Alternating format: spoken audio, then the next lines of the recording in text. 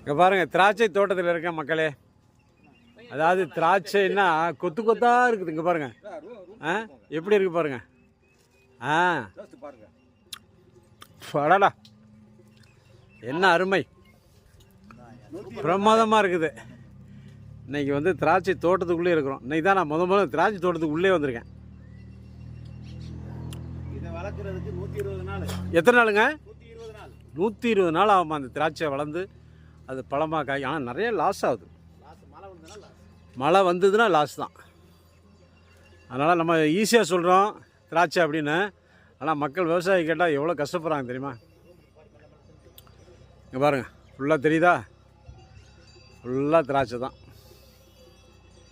அருமையாக இருக்குது. என்ன டேஸ்ட்டு நல்லா இருக்குதுங்க, உண்மையிலேயே செம டேஸ்ட்டாக இருக்குது.